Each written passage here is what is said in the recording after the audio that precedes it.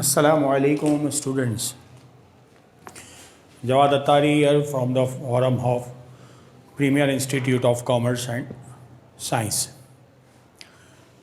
Online lectures की recording का सिलसिला जारी है और लास्ट वीडियो लेक्चर में कॉन्सेप्ट्स ऑफ नेशनल इनकम जो है वो डिस्कस किए थे और ये वीडियो लेक्चर्स जो हैं वो दो पार्ट्स पर मुश्तमिल थे। फर्स्ट पार्ट में हमने 3 concepts GDP at market price, GNP at market price और NNP at market price discuss किया था और सेकेंड पार्ट में हमने national income at factor cost, इसके बाद फिर पर्सनल इनकम और फिर डिस्पोजेबल पर्सनल इनकम जो है वो डिस्कस किया था। आज हम अपने इस वीडियो लेक्चर को आगे बढ़ाते हैं और आज की क्लास का हमारा जो टॉपिक है वो है circular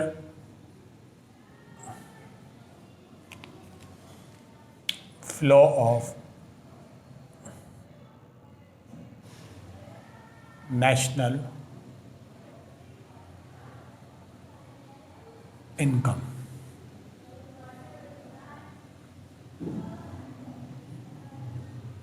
circular flow of national income बुनियादी तौर पर जो बात हमें समझाता है या जो बात circular flow of national income में डिस्कस की जाती है वो ये डिस्कस की जाती है कि नेशनल इनकम को हम 3 एंगल्स से देख सकते हैं, product method, income method and expenditure method.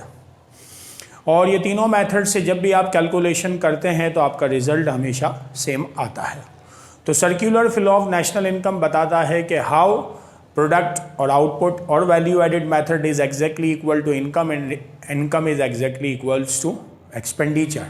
गोया circular flow of national income से हम ये बात साबित करते हैं कि नेशनल इनकम की मेजरमेंट के 3 मेथड्स हैं और तीनों मेथड्स से जो रिजल्ट आएगा वो हमेशा क्या आएगा, सेम आएगा।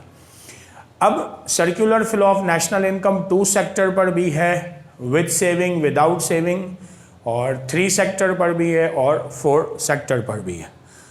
तो मैं यहाँ पर सबसे पहले ये बता देता हूँ कि आपके पास किसी इकोनॉमी में कितने सेक्टर्स होते हैं। तो याद रखिएगा किसी भी इकोनॉमी में अगर मैं इसको सेक्टर्स ऑफ इकोनॉमी कर दूँ तो ये ज़्यादा बेटर हो जाएगा।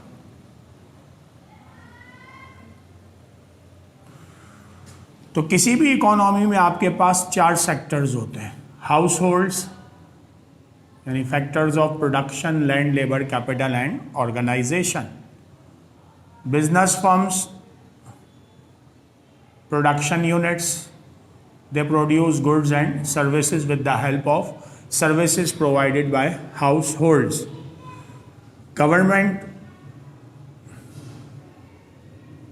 Government also plays a vital role providing subsidies to business firms and transfer payments to households and getting taxes from them in the form of direct, indirect and other taxes. And finally foreign trade sector जिसमें हम exports and imports की बात करते हैं। गोया foreign trade हमारी international markets या foreign markets के साथ जो connection है वो जो है वो बताता है। तो किसी भी इकोनॉमी में जो है वो हमारे पास कितने सेक्टर्स हो गए, 4 सेक्टर्स हो गए। यहाँ जो मैं डिस्कस करने जा रहा हूँ वो डिस्कस करने जा रहा हूँ circular flow of national income 2 sector economy.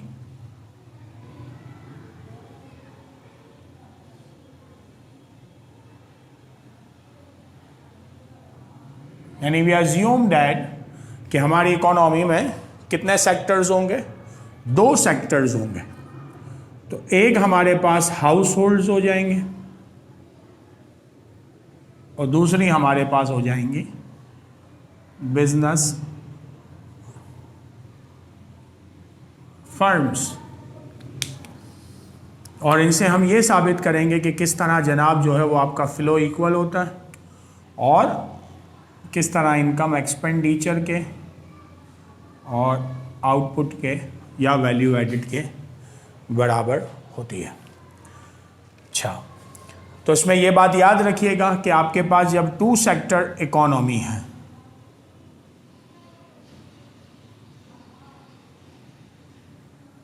तो टू सेक्टर इकोनॉमी का मतलब हुआ, हम टू सेक्टर इकोनॉमी पे बात कर रहे हैं, तो उसका मतलब हुआ कि इसमें हाउस होल्ड्स इन्वॉल्व होंगे और बिजनेस फर्म्स। इसका मतलब हुआ नो गवर्नमेंट इंटरवेंशन, हम अज्यूम कर रहे हैं अभी क्योंकि हम टू सेक्टर पढ़ रहे हैं। No government intervention, no exports, no imports, no foreign trade.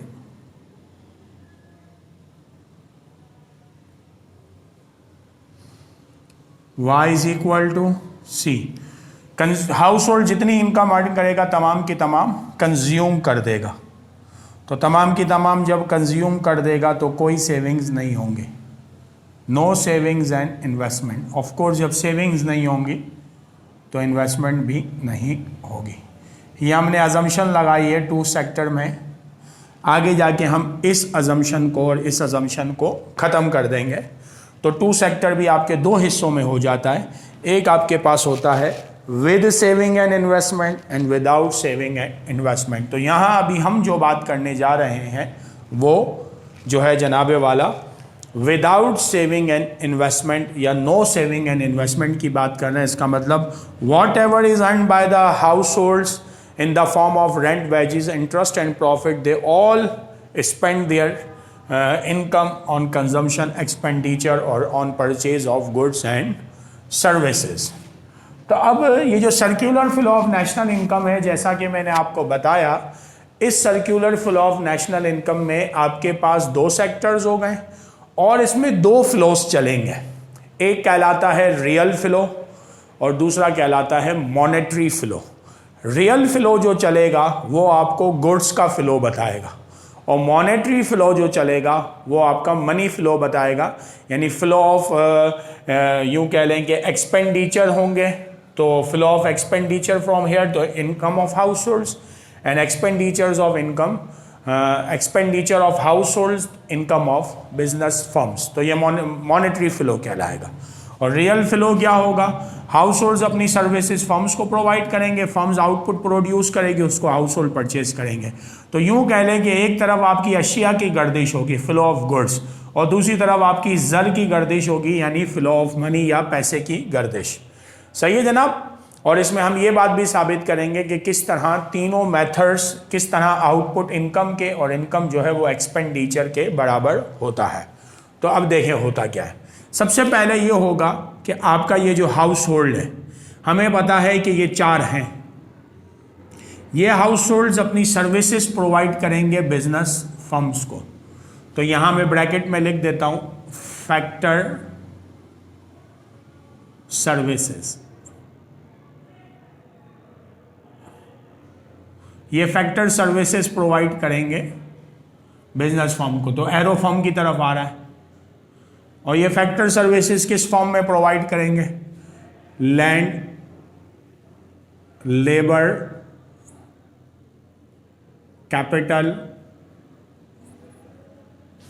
Organisation या entrepreneurship. They provide services to the business firm. इनकी सर्विसेज से बिजनेस फर्म प्रोड्यूस करेगी आउटपुट, गुड्स कह लें या सर्विसेज कह लें, production of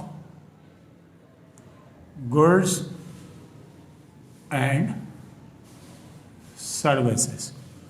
let's say it worth $10 million। $10 million का आउटपुट जो है वो बिजनेस फर्म इन चारों फैक्टर्स ऑफ प्रोडक्शन या हाउस होल्ड्स की मदद से प्रोड्यूस करेगी।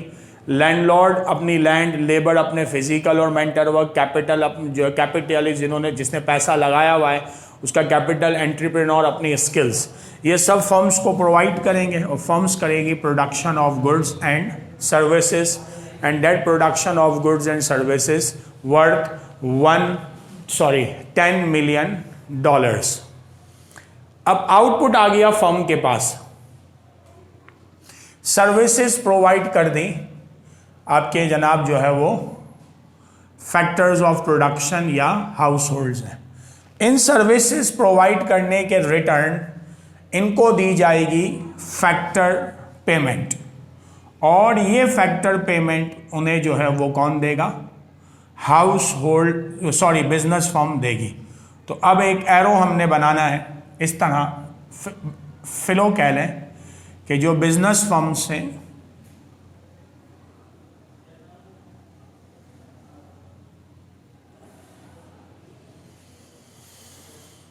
तो अब अगर आप देखें तो ये इन्होंने production of goods and services firm ने कर ली हाउस होल्ड की मदद से। अब सीधी बात है ना, हाउस होल्ड जब सर्विसेज प्रोवाइड करेगा तो अब वो कोई फी सबीलिल्लाह तो काम नहीं कर रहा ना, उसको पैसा तो चाहिए, वेलफेयर वर्क तो है नहीं, तो फर्म उसको उसकी क्या देगी? फैक्टर पेमेंट देगी। फैक्टर सर्विसेज की क्या दी जाएगी? फैक्टर पेमेंट्स दी जाएंगी। और वो पेमेंट्स क्या होंगी? लैंड को रेंट, लेबर को वेजेस, कैपिटल को इंटरेस्ट, ऑर्गेनाइजेशन को प्रॉफिट। तो अब जो है वो हाउस होल्ड की क्या हुई? तो ये बताने के लिए मुझे थोड़ा उसको रब करना पड़ेगा। अगर आप पहले वीडियो देख रहे हो तो उसको ज़रूर रिकॉर्ड या लिख लीजिएगा अपने पास, क्योंकि अब मैं इसको मिटा दिया है, बल्कि मिटाने लगा नहीं हूं बल्कि मिटा चुका। तो अब हाउस होल्ड को क्या हुआ? प्रोडक्शन हुई, प्रोडक्शन के रिटर्न में income earned by households. अब ये चारों हाउस होल्ड्स हैं तो ऑफ कोर्स अगर एंटरप्रेन्योर फर्म का भी है तो उसे भी प्रॉफिट की सूरत में इनकम मिल गई। तो मार्केट प्राइस $10 मिलियन के आउटपुट प्रोड्यूस्ड हुए, तो $10 मिलियन की इनकम जनरेट कर ली हाउस होल्ड्स ने। हाउस होल्ड्स की इनकम हो गई, इनके पास गुड्स आ गए। अच्छा, इसमें एक और चीज भी ऐड कर सकते हैं। वो क्या कर सकते हैं कि जैसे ही इनकम होगी इनकी, तो अब ये जो है वो दरअसल इनका एक्सपेंडिचर भी होगा, क्योंकि लेकिन हम उसको बाद में फिलो में दिखा देंगे। पहले मैं नीचे का फिलो जब बना दूंगा तो फिर आपको और ज़्यादा क्लियर हो जाएगा। सही है जनाब। तो अब ये फैक्टर सर्विस प्रोवाइड करके बिजनेस फर्म के पास आउटपुट आ गया, हाउस होल्ड्स के पास उस आउटपुट प्रोड्यूस करने की इनकम आ गई। प्रोडक्शन और इनकम दोनों इक्वल है, तो ऑफ कोर्स हाउस होल्ड की इनकम है तो फर्म का एक्सपेंडिचर है, तो यहाँ मैं तीसरा लिख सकता हूँ expenditure on factor payments 10 million, तो तीनों इक्वल हुए। लेकिन मैं फ्लो को कंटिन्यू करता हूँ, फिर उसके बाद वहाँ पर एक्सपेंडिचर लिखूंगा ताकि आपको बात समझ में आ जाए। अच्छा जनाब, अब इन्होंने फैक्टर सर्विसेज प्रोवाइड कर दी, आउटपुट प्रोड्यूस हो गया, आउटपुट फर्म के पास है। फर्म इस आउटपुट को क्या करेगा? सप्लाई करेगा मार्केट में, और इस आउटपुट को यही हाउस होल्ड्स खरीदेंगे, land, labour, capital and organisation. पूरे कंट्री में जो भी हाउस होल्ड्स है वो तमाम के तमाम ही परचेस करेंगे गुड्स एंड सर्विसेज को। सही है जनाब। तो अब यहां पर हाउस होल्ड की तरफ एरो आ गया, तो फर्म ने क्या किया? Supply of goods and services, ये सप्लाई करेगी मार्केट में, और मार्केट में जाकर हाउस होल्ड इसको परचेज कर लेगा। गुड्स हाउस होल्ड के पास आ गए। जितने एंटायर कंट्री में हाउस होल्ड्स हैं उन्होंने फर्म्स के तमाम गुड्स को परचेज कर लिया। तो गुड्स इनके पास आए तो हाउस होल्ड का क्या हुआ? जैसे ही गुड्स हाउस होल्ड के पास आए, हाउस होल्ड का हो गया कंजम्पशन एक्सपेंडिचर, हाउस होल्ड का हो गया कंजम्पशन एक्सपेंडिचर। तो इसका मतलब अब मैंने कंडीशन बताई थी कि y is equal to C, यानी disposable personal income is equal to consumption, यानी जितना पैसा अर्न करेगा तमाम का तमाम कंज्यूम कर देगा। तो फर्म ने जब आउटपुट इनको गुड्स सप्लाई किए, हाउस होल्ड्स ने मार्केट से जाके तमाम गुड्स को खरीदा, तो ये तमाम की तमाम इनकम जितने हाउस होल्ड्स हैं यानी लैंड, लेबर, कैपिटल, ऑर्गेनाइजेशन, ये सब के सब स्पेंड कर देंगे, कुछ भी सेव नहीं करेंगे, क्योंकि Y = C, इसका मतलब नो सेविंग्स, ये मैं पहले लिखा चुका था। तो अब ये तमाम के तमाम क्योंकि इन सब को स्पेंड कर चुके होंगे, तो जैसे ही इनका कंजम्पशन एक्सपेंडिचर होगा, फर्म की क्या हो जाएगी, income earned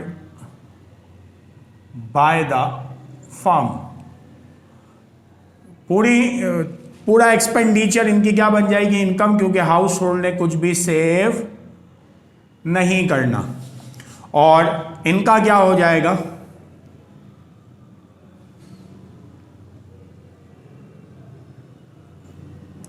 expenditure on purchase of goods and services worth 10 million। तो आप देखें ये क्या हो रहा है, इन्होंने जब गुड्स को सप्लाई किया तो इनका एक्सपेंडिचर हुआ, इनका एक्सपेंडिचर हुआ तो इनकी फर्म्स की क्या हो गई, इनकम और एक्सपेंडिचर बराबर।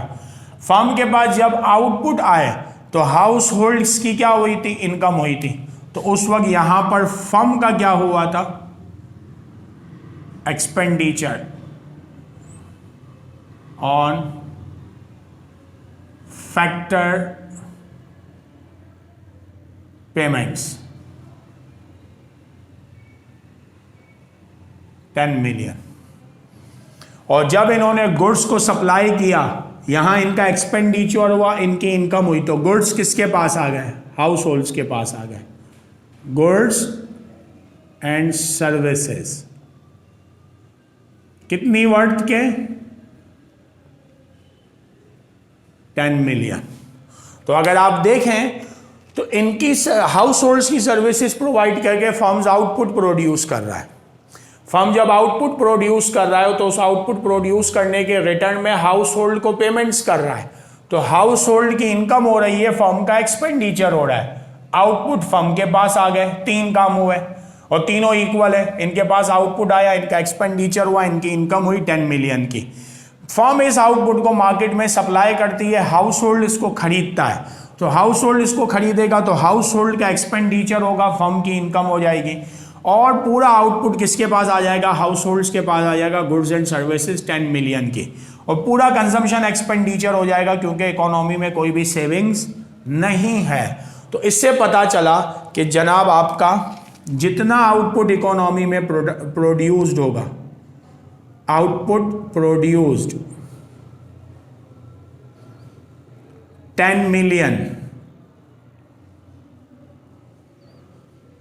equals to income earned by factors of production 10 million equals to expenditure on goods and services 10 million. तो इससे पता चला कि नेशनल इनकम को 3 डिफरेंट एंगल से देख सकते हैं, production, income and expenditure, and they always equal. और इस वजह से हम कहते हैं कि नेशनल इनकम की मेजरमेंट के 3 तरीके, और फर्स्ट लेक्चर में इसी वजह से मैंने नेशनल इनकम को 3 डिफरेंट एंगल से डिफाइन भी किया था। इसमें 2 और छोटी बातें बता देता हूं जिस पर यह टॉपिक कंप्लीट हो जाएगा। फिर उसके बाद ऐसा होगा तो सेविंग और इन्वेस्टमेंट इसी में ऐड कर दूंगा कुछ रब करके। अच्छा जी, तो अगर आप देखें तो एक आपका फ्लो चल रहा है क्लॉकवाइज, घड़ी की तरह ये, और दूसरा आपका चल रहा है एंटी क्लॉकवाइज, घड़ी के कांटे के बिल्कुल अपोजिट। तो इसलिए यहां पर आपके पास एक हो गया क्लॉकवाइज फ्लो। तो मैंने शुरू में बताया था, तो ये जो क्लॉकवाइज फ्लो है ये है दरअसल रियल फ्लो। ये है रियल फ्लो, यानी flow of goods and services. ये सर्विसेज देंगे, गुड्स इनके पास आएंगे, ये सर्विसेज देंगे, गुड्स मार्केट में जाएंगे, ये खरीदेंगे। Flow of goods and services, ये क्लॉकवाइज हो गया।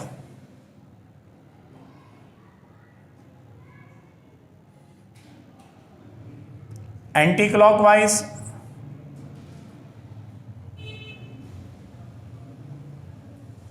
तो एंटी क्लॉकवाइज आपके पास हो गया monetary flow.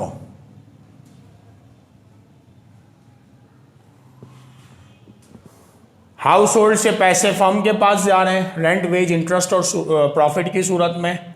Sorry, business firm से जो है वो फैक्टर पेमेंट हाउस होल्ड के पास जा रही है रेंट, वेज, इंटरेस्ट और प्रॉफिट की सूरत में। फिर हाउस होल्ड जब कंजम्पशन एक्सपेंडिचर कर रहा है तो वही तमाम पैसा बिजनेस फर्म की इनकम बन रही है। तो उसको हम नाम दे देंगे एंटी क्लॉकवाइज और इसको हम कहेंगे monetary flow, flow of money. सही है जनाब।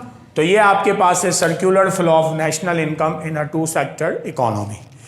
आप इसका जब ये पूरा आपके सामने बन जाए तो आप इसका एक स्क्रीनशॉट ले लीजिएगा ताकि आपको समझने में और ज़्यादा आसानी हो जाए। अगर कोई बात ना समझ में आए तो वीडियो को बेशक रिपीट करके देखिए, और मेरे वो तमाम स्टूडेंट्स जो मेरे पास व्हाट्सएप ग्रुप में ऐड है, अगर इसमें कोई बात ना समझ में आए तो बेशक आप मुझसे ग्रुप में पूछ लें। और कोई अगर आउटसाइडर इन वीडियोस को देखते हैं तो कमेंट बॉक्स में ज़रूर कमेंट करें, इंशाल्लाह आपको जवाब दिया जाएगा। और हमारे चैनल को ज़रूर सब्सक्राइब करें, वीडियो को ज़रूर लाइक कीजिए।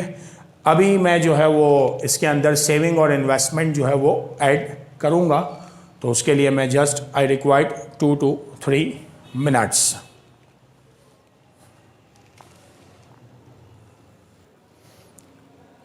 अच्छा जनाब वाला, तो मैंने आपसे कहा था कि आई रिक्वायर्ड 2 to 3 मिनट्स, वो दरअसल मैंने कुछ चीज़ों को रब करना था। अब मैं टू सेक्टर इकोनॉमी की ही बात कर रहा हूँ, उसको फर्दर कंटिन्यू कर रहा हूँ। अब मैं इसमें जो है वो सेविंग और इन्वेस्टमेंट को भी ऐड कर देता हूँ। तो अब ये फ्लो आपका वही है, आउटपुट जो प्रोड्यूस्ड हुआ 10 मिलियन,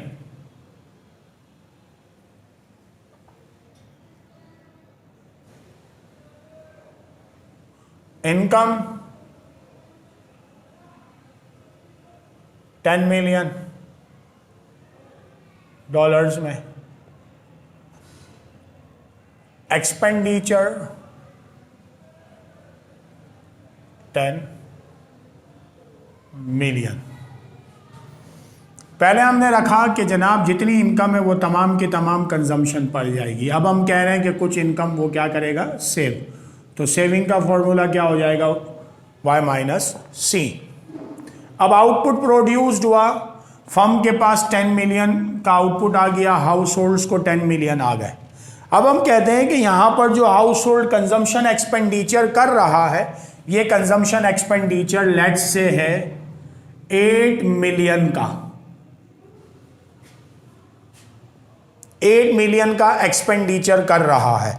तो जब ये 8 मिलियन का एक्सपेंडिचर करेगा तो फर्म की जो इनकम होगी वो कितनी हो जाएगी, 8 मिलियन। तो इसका मतलब है सर्कुलर फ्लो में से 2 मिलियन डॉलर्स की क्या हो जाएगी, कमी हो जाएगी। तो सर्कुलर फ्लो में मनी का जो फ्लो है वो कॉन्ट्रैक्ट हो जाएगा, सुकड़ जाएगा। तो अब वो सुकड़ाव कैसे खत्म होगा, वो कॉन्ट्रैक्शन मनी फ्लो का कैसे खत्म होगा, क्योंकि उसने तो आगे जाके फैक्टर्स ऑफ प्रोडक्शन को पेमेंट करनी है, अपनी प्रोडक्शन के प्रोसेस को बरकरार रखना है। तो अब हम ये अज्यूम कर रहे हैं जनाब कि 8 मिलियन उसने कंज्यूम किए, तो उसकी सेविंग कितनी हो गई। तो हमने कहा 10 million is equal to 8 million plus saving. तो S is equal to y - c, S is equal to 10 million income हुई, हाउस होल्ड ने कंजम्पशन एक्सपेंडिचर किया 8 मिलियन, तो सेविंग्स आ गई इकोनॉमी में 2 मिलियन की हाउस होल्ड्स की तरफ से।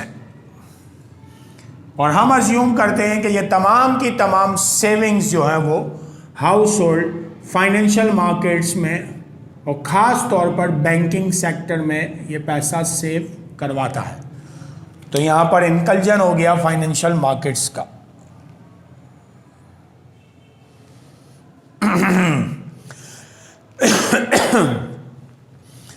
इसका मतलब है हाउस होल्ड्स सेविंग्स करेगा वर्थ 2 मिलियन। तो सेविंग्स चले गई फाइनेंशियल मार्केट्स के पास और बैंक फर्म जाएगी उस फाइनेंशियल मार्केट्स के पास और वो इन्वेस्टमेंट हो जाएगी इस पर। यहाँ सेविंग पर बैंक को क्या फ़ायदा मिलेगा जनाब? अब आप सोच रहे हैं 2 मिलियन यहाँ से सेव हुआ तो फ्लो से 2 मिलियन कम हुआ तो वो इन्वेस्टमेंट में कन्वर्ट हुआ। जब ये इन्वेस्टमेंट में कन्वर्ट हुआ तो फाइनेंशियल मार्केट्स को सेविंग करने पर 2 मिलियन पर उनकी इनकम होगी और जब वो यहाँ पर इन्वेस्ट करेगा तो बिजनेस फर्म से जो है वो उसको क्या मिलेगा? अलग जो है वो प्रॉफिट मिलेगा। सॉरी, सेविंग जब ये करेगा तो फाइनेंशियल मार्केट्स उनको इन सेविंग के रिटर्न में क्या देंगे? इंटरेस्ट देंगे। तो यहाँ फाइनेंशियल मार्केट्स इनको इंटरेस्ट देंगी और जब बिजनेस फर्म्स जाके इन्वेस्टमेंट के लिए लोन पास करवाएगा तो बिजनेस फर्म का यहाँ पर इंटरेस्ट एक्सपेंस होगा जो कि अगेन फ्लो में इक्वल हो जाएगा और यहाँ उसका इंटरेस्ट होगा और उसकी क्या हो जाएगी? फाइनेंशियल मार्केट्स की इनकम, क्योंकि ये इसको लोन दे रहा है। तो ये आ गई आपके पास इन्वेस्टमेंट। हम अज्यूम करते हैं अगेन यहाँ पर कि जितनी सेविंग्स हैं इकोनॉमी में उतनी ही इकोनॉमी में इन्वेस्टमेंट आ गई। तो दरअसल हुआ क्या? हुआ ये कि circular flow of national income in a 2 sector economy with the inclusion of saving and investment, आपके पास सेविंग की सूरत में इकोनॉमी से पैसा लीकेजेस हुए और जो लीकेज था वो 2 मिलियन का था। सर्कुलर फ्लो 2 मिलियन से जो है वो कॉन्ट्रैक्ट हुआ। तो इकोनॉमिस्ट कहता है कि वो जब इन्वेस्टमेंट करेगा तो ये हो जाएगी इंजेक्शंस और ये इंजेक्शंस भी कितने की होंगी जनाब? 2 मिलियन की। तो अगेन लीकेजेस और इंजेक्शन बराबर हो जाएंगी और फ्लो के अंदर जो है वो 10 मिलियन की सर्कुलेशन हो जाएगी। तो यहाँ तक आपके पास circular flow without saving and investment and with saving and investment, जिसमें हमने ये बात समझी कि किस तरह आउटपुट इनकम और इनकम एक्सपेंडिचर के बराबर होता है। उम्मीद करता हूँ आपको मेरी वीडियो पसंद भी आई होगी और बात समझ में आ गई होगी। पहले ही बता चुका कि कोई प्रॉब्लम हो तो आप कमेंट बॉक्स में या व्हाट्सएप चैट पर पूछ सकते हैं और चैनल के लाइक करने और सब्सक्राइब करने के बारे में भी बता चुका। Thank you very much. अपना बहुत ख्याल रखिएगा। अल्लाह हाफिज़।